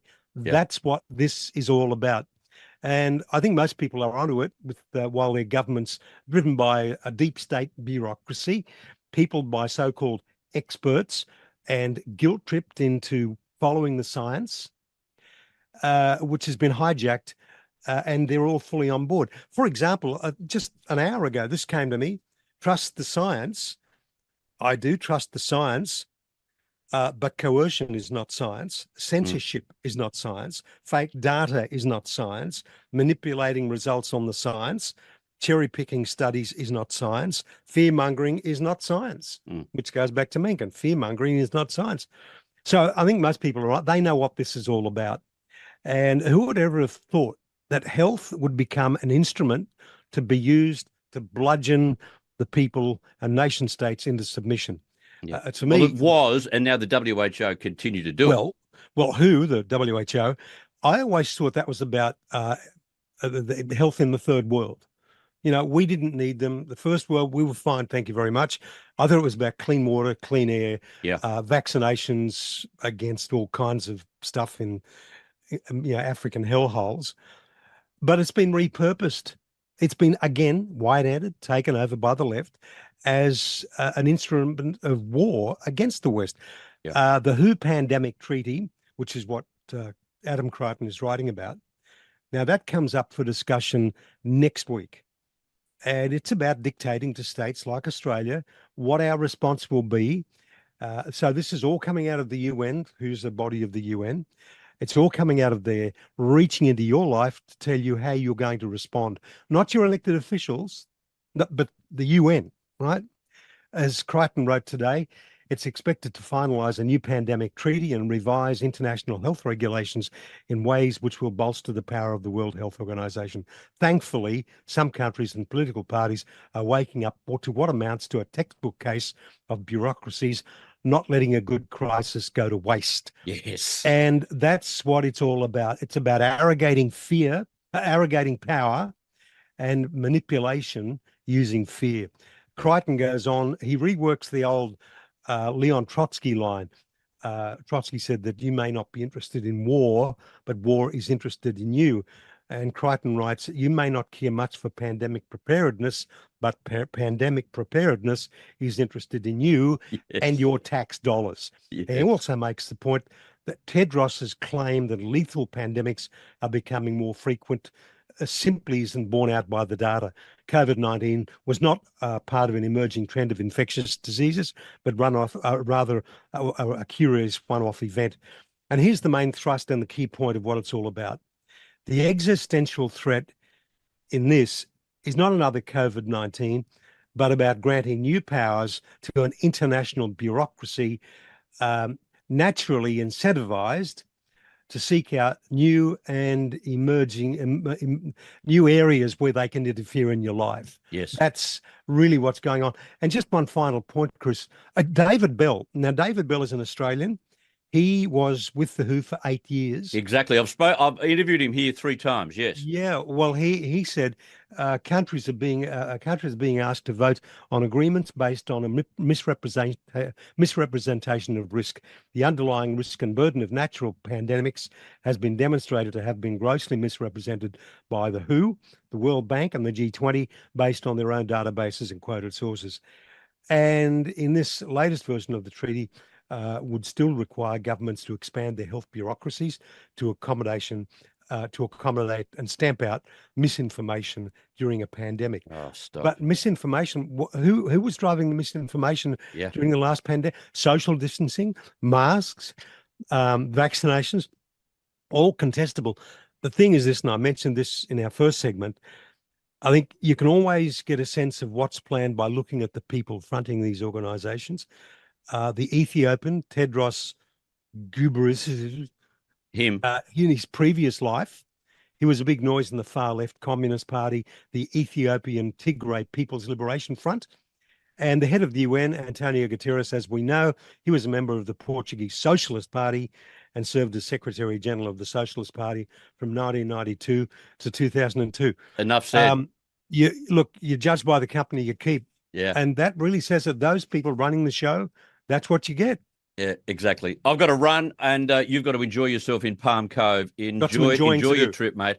Thanks, Chris. See you next week. Thank you so much. Okay. Jim Ball. Jason sent me an email and says, I love Joe. I could listen to him all day. You're exactly right. I'm with you there, Jason, especially on days like today when this is right down his alley. But it's also right down the alley of my next guest, former nighttime talkback radio king, the very politically incorrect but very politically astute, Jim Ball. Jim, welcome back. Where are you in Australia? Yeah, Chris, we are still in Palm Cove. Been here a week and it's done nothing but rain. So we're out of here on Sunday, Monday. Yeah, it's been shocking. They reckon it's been the worst season in living memory. That's how bad it is. It's been a shocker. Yeah, it'll clear for 20 minutes and all of a sudden it'll come back in again. But, and here we are. We're doing it on the phone today. That's how bad it is, Chris. Our Starlink is not working because of obstructions, and the Telstra dongle is only giving me 2 megabytes a second upload, so we're doing it on the phone. No problem, mate. It's all good. Now, Trump guilty, but as usual, he is unbowed. He moved from the courthouse, made his comments to the media, and then went straight to a fundraiser. Here's part, I want to repeat it again for those who may have been listening earlier, I apologise, but here's part of what he said after the verdict came down. This was a disgrace. This was a rigged trial by a conflicted judge who was corrupt. It's a rigged trial, a disgrace. They wouldn't give us a venue change. We were at 5% or 6% in this district, in this area. This was a rigged, disgraceful trial. The real verdict is going to be November 5th by the people. And they know what happened here, and everybody knows what happened here. He's right. If you were going to find a jury that was not going to be on his side, you just have to hold the court case in Manhattan, don't you? That's exactly right. I think this was predetermined. Everyone knew what would happen. But of course, the blowback on this could be horrendous for the Democrats. But it's a classic case of the ends justifies the means. These people have been at it for a couple of hundred years now, seriously, going way back to Tammany Hall. Look, just by the way, Bill Ackman, he's a Wall Street billionaire. He's come out in the last few hours and said that he's foursquare behind Trump. He's a lifelong Democrat. He's now foursquare, and he's not the only one. There's been a couple this week. We're talking billionaire class. It'll be the first time in history where the Republicans have outraised in terms of money the Democrats. Megyn Kelly made a point earlier today. She said, what happened today is a line has been crossed and we can't uncross it. You know, you've got the statute of limitations ignored, breaches of state and federal jurisdictions, indictments without a discernible crime, defense not knowing how to defend or what they were defending until the closing arguments, and the prosecution went last. And it was only at that point they revealed what the charge was, what the crime was. And of course, at that stage, the defense can't come back. They can't issue a rebuttal. So that's just how you've got a corrupted, conflicted judge in a city where 97% voted Democrat. So as I said, the result was foretold. And if what Biden wants to talk about, and it's Trump as an indicted felon, Trump ought to shoot back with, I think it was Trey Gowdy on Fox, said that Biden is an unindicted felon. And, of course, the trial of his own son, I think that's slated for next week. So with all his no one is above the law rhetoric, Biden better be careful what he wishes for, because, and remember, he talks about this no one being above the law while his own DOJ did a deal to get his son off tax charges. And the reason they got him off the tax charges, because those tax charges, where did the money come from, would have led straight on discovery, straight to Joe Biden. Correct. That's why they correct. Yeah. Which is one of the reasons why I know the mainstream media is saying, oh, he couldn't comment after this today because it was the 9th anniversary of his son Beau's death, etc. So he couldn't make any statements. Bull. He didn't want to make any statements because he knows what's coming in the weeks ahead and how he can't stand up today and say, no, he had it coming to him, Trump, because he'll be seen as a hypocrite. He will be in the next few days. And of course, several earlier this week, Monday, Tuesday, may have been the weekend, late at night, he went out and visited Beau Biden's former wife, and she's the prime witness of the prosecution. So this is witness tampering. She said, or he's saying that, his flack. You mean Hunter's former wife? Yes, no, Beau's former wife. Beau's, right. When he died, Hunter ended up stooping. It's a sordid tale. But anyway, this was put to the media flak in the White House earlier this week by Peter Doocy. And she said, oh, no, they were there talking about Beau because this was days or the week of his untimely death. But rubbish. I think most people know why he was there. He was there tampering with a witness, which happened to be his former daughter-in-law. This is the same Joe Biden, remember, who actually did steal classified documents he had no right to. And the only reason he didn't face court was because it was decided that he was an elderly man impaired by his mental decline. That's right. That's a really good point to remind us of. And we went berserk about that on this program at the time. But with the flurry of news that comes out on a day like today, you forget about the hypocrisy that's existing. I'm glad you raised it. Now, let's get back to what you said about Bill Ackman. Hedge fund billionaire Bill Ackman is leaning towards backing Donald Trump in the US election, according to a person briefed on his thinking, as some of Wall Street's leading figures throw their weight behind the former president. They know what a decision like has occurred in the Lower Manhattan court yesterday could mean for Trump. It could mean a walk-in run into the White House. Chris, who on the Republican side will ever run for president again? No one. I mean, if this is the way they are going to play it, and they've shown their colours, no one will want to touch it. That's a good point. Because they won't be able to afford it, and they've seen what they did to Trump. No longer can America hold itself out as the last great best hope for the free world. They are an international embarrassment, and they're no better, in fact, than the typical African Idi Amin types. These dictators, well, in fact, they're worse, because at least the African dictators don't pretend to be anything other than what they are. Yeah, exactly. And to see Alvin Bragg then in his press conference say this was accomplished without fear or favour, well, certainly without fear, but don't tell me there wasn't a favour. His lifetime ambition has been to bring Donald Trump down. He ran, I mean, this whole idea of having elected judges and elected officials like Bragg and so on, and Letitia James is another one, and the woman down in Georgia, can't think of the name.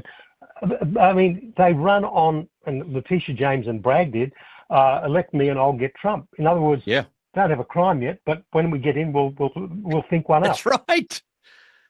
I mean, Bragg didn't have a crime. He's picked up an old crime. That's the other point. This was and he's this term they use. I know what it means, but I've never heard it before. He's bootstrapped. That's the term they use. The state crime to the federal election crime. And every expert from all sides of the political spectrum, or both sides of the political, all say that this has not got a hope in hell of being upheld by any superior court. The problem is these courts of appeal, there's two of them in New York, they're not going to hear the case till next year. No, So, exactly. here's the question that was raised the other day by Mark Levin, who's pretty much across all of this, and he's written a book on the Supreme Court. Apparently, there is a provision for the Supreme Court in this case, normally, and in fact, Jack Smith, the guy running Trump's other cases for Special the prosecutor, DOJ, yeah. That's right. He tried some months ago, to have all of Trump's stuff fast-tracked straight to the Supreme Court, bypassing all the other lower courts. And they said, no, we won't do that because of, you've got to go through the process. However, on this occasion, because it is time critical, this is a national election, Trump is the candidate or will be the candidate, they may just say, give it to us, we'll deal with it right here, right now. Yeah, well, I Maybe, played at the don't start know. of the program today what Mark Levine said on Fox overnight, and I played that part where he said, take it all the way to the Supreme Court. Yes. Look, only two things matter, Chris, whether it's at the ballot box or to the Democrats or in the courtroom. Their guiding principle is to win at all costs, whatever it takes, lie, cheat, steal, rig, whatever it takes.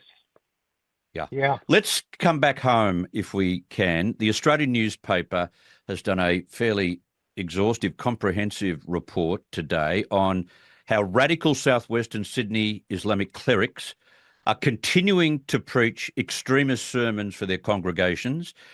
There are some terrible examples of free speech being abused in that report.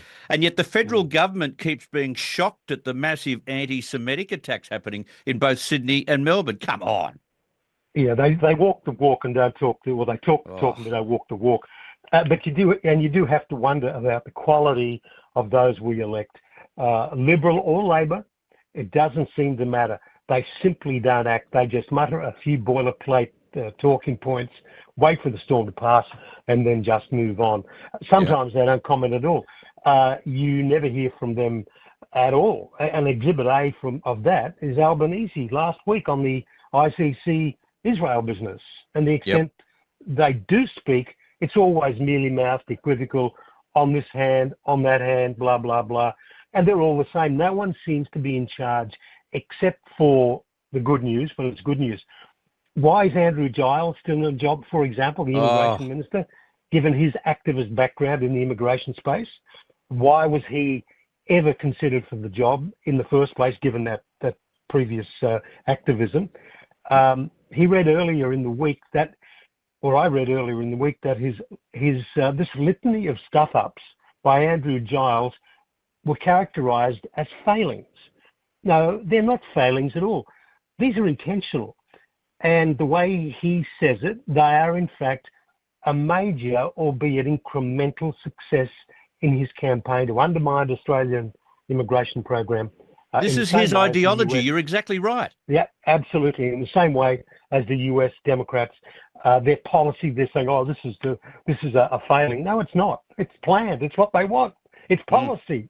It's just. But I have a feeling this is going to hurt Anthony Albanese more because of the fact that Dutton has indicated in the last 4 days he is going to go hard against Andrew Giles, but he's linking the fact that Anthony Albanese will continue the charade, continue the chaos by not removing him.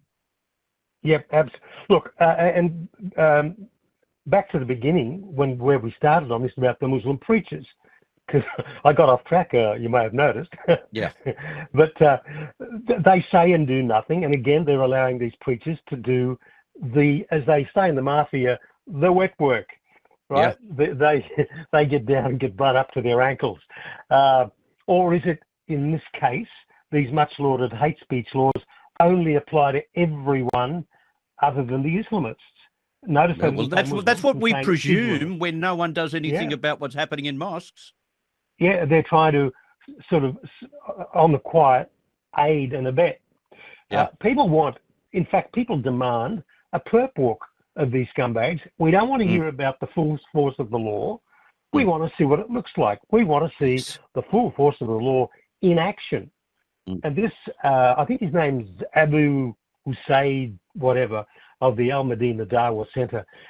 He's positioned himself as the thought leader to the extent there's any thinking, and as the tip of the spear of radical Islam, he's warned of punishment for everyone in any form supporting Israel, saying that, quote, anyone who supports Israel, whether verbally, with money, or any type of support, is a criminal. And the Opposition Home Affairs spokesman, James Patterson, is asking just how severe hate speech has to be to get force governments into action. Well, yeah. And apparently New South Wales, the Section 93Z, which outlaws inciting religious-based violence, has been ineffectual in stemming the tide of hate since October 7. So it's always the way, isn't it? Oh, yeah, but there are laws. Yeah, but there are loopholes. Yeah, well, And obviously some police department has been tipped off by, I don't know whether it's the Prime Minister or someone below the Prime Minister. We don't touch these people during this very sensitive time. They're going through a hostile, volatile time, seeing what's going on in Gaza. So don't touch them. This is obviously a directive from someone. I just wonder if it's the law that is ineffectual, or is it the police that are ineffectual in enforcing the law? And if it is ineffectual, why the loophole that makes it ineffectual? Yeah. But don't worry, Chris, there's recommendations, there's a review, and all of that blurb the boilerplate stuff we normally hear. Yeah, Nothing will change, I feel. No, I've got to take a break. I'm going to come back after the break. I want to talk about this quite incredible Sydney University professor who's taken a side well and truly for her first year students. And then Tony Abbott's quite thoughtful piece in The Australian today. We'll unpack it for our audience right here with Jim Ball on TNT. I've got Jim Ball with me now. He's on the telephone out of Palm Cove in Queensland. A Sydney University professor is doing her best to fly not necessarily the Palestinian flag, but the Hamas flag in her classes.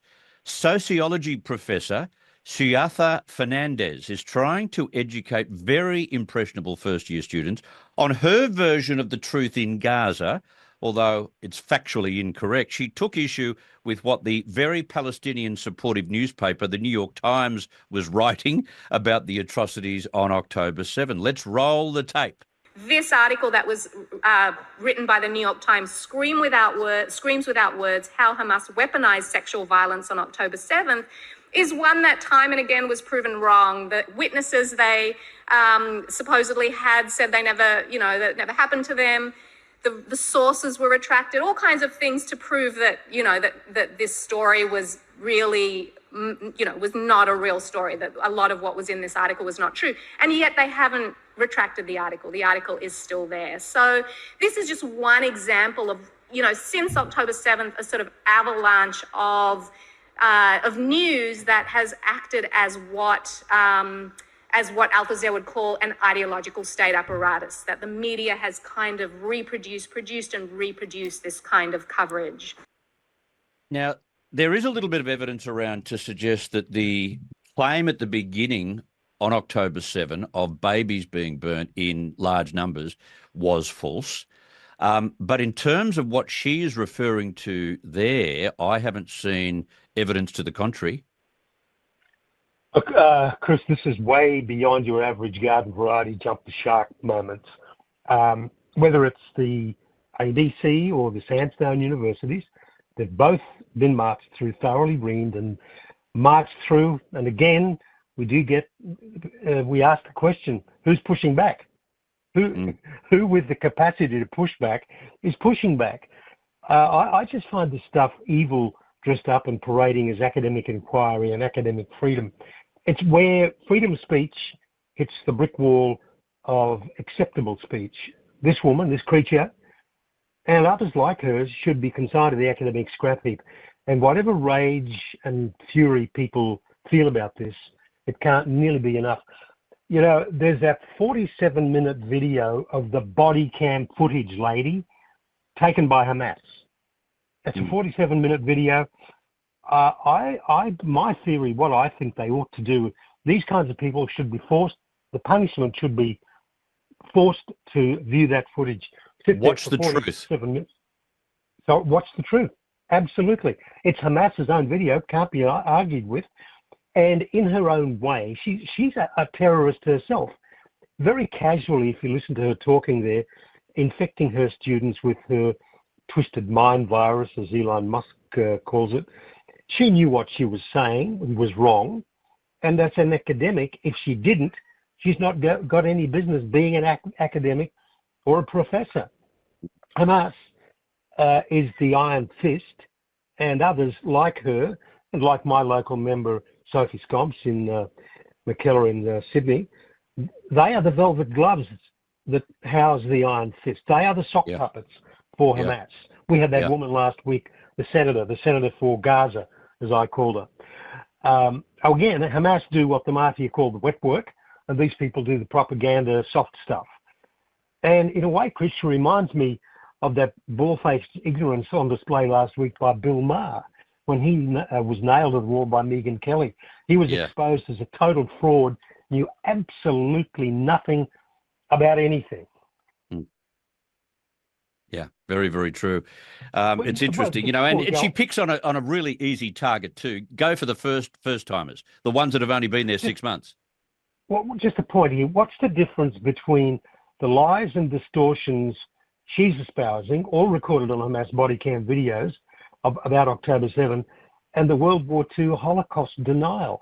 This is unforgivable and totally incomprehensible. I mean, she is, on a smaller scale, a Holocaust denier. That's what she is. Yep. The taxpayer-funded universities have become nothing less than conveyor belts for the most vile, monstrous, and horrendous toxic type of student activism, all designed to talk up a mass while vilifying Israel and Jews. Yep. But here's and the it's question happening. again, Chris. Here's the question. Where were the students with all their media savvy pushing back? They would know the actual truth, or were they fully on board and she was just feeding their preconceived biases? Yeah. Don't know. Well, where was the Premier? Where's the Vice-Chancellor, Mark Scott? Where's the Chancellor, David Thodey? Where's the Prime Minister? Again, all MIA. Yeah, Mark Scott, weak as water. One last one. Tony Abbott has written in the Australian today that the West is weak, divided and lacking self-worth. He says they're militarily, industrially and culturally disarmed in the years since the Cold War. What did you make of his commentary? Absolutely brilliant. The headline says it all. Feeble and challenged. But Chris, why and how did it come to this? This hasn't just happened overnight. You can follow the trail of breadcrumbs from the hippie movement of the mid-60s right through until today.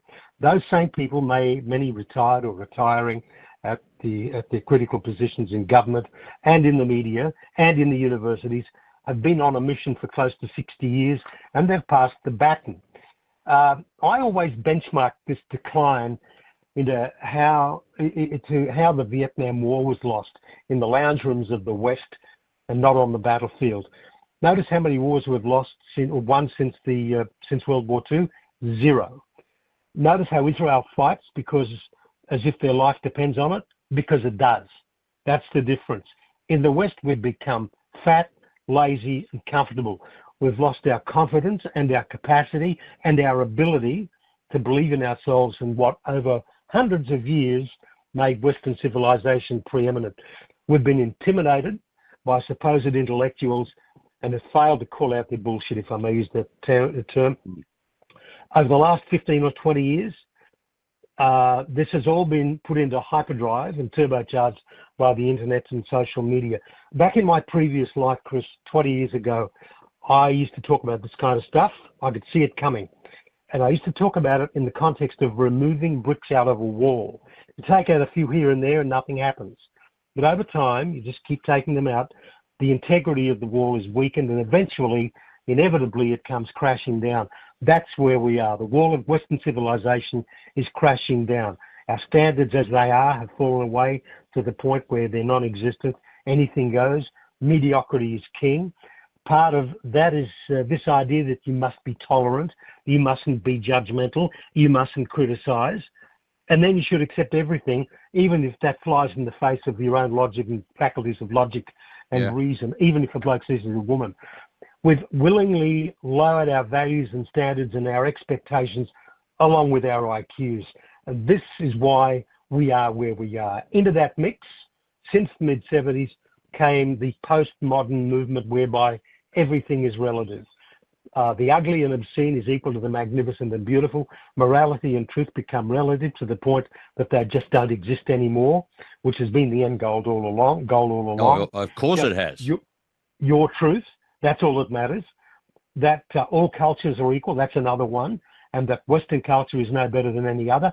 That facts subordinate to feelings. I don't know if you remember back in 2016, Chris, the word post-truth, that was nominated as the word of the year by the Oxford Dictionary. That's right, it was too.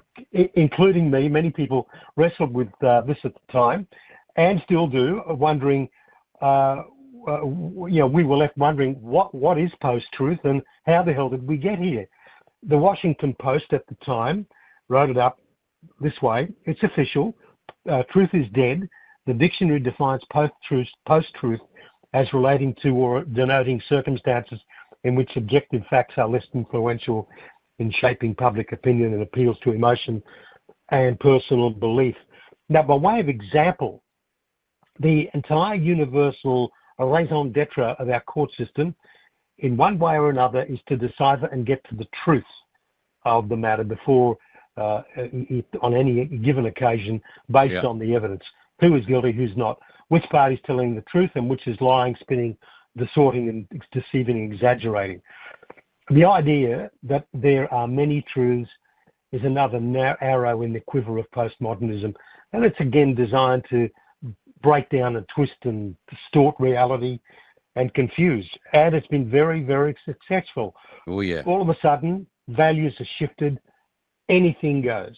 Everyone's truth has equal weight and value. One truth is no better than anybody else's truth. Well said. Well said. And that's exactly where Tony Abbott sees the world heading. And we've got to start stiffening up, don't we? We certainly do. Just one quick thing here. It was written by a guy by the name of Giles Orty. He was he died back in 2020. He was the art critic for The Australian and wrote for The Spectator. He said the rhetoric of, I'm reading his stuff here, the rhetoric of radicalism is one of the most potent forces in society today that is essentially anti-intellectual. Perhaps its most damaging effect is the way it manages to sell the idea that ill-conceived and destructive initiatives are automatic examples of progress, and all who resist or obstruct them are reactionaries, conservatives, or worse. He asks, how did Western society allow itself to tumble in to such an intellectually dishonest morass? The answer, as in so many other cases, has been a general lack of vigilance and vision or will to safeguard our freedoms. By contrast, most of those who've been swept along by cultural fashions and catchphrases fail to foresee the likely consequences of their actions. And he finishes up, frequently there are too young to do so and lacking knowledge of other political systems, an almost universal problem for young Australians. They have no idea of the value of the system they are attempting to destroy. Exactly. I've got to run, Jim. You've left us with some really good food for thought. Be safe on those travels, and we'll talk to you next week.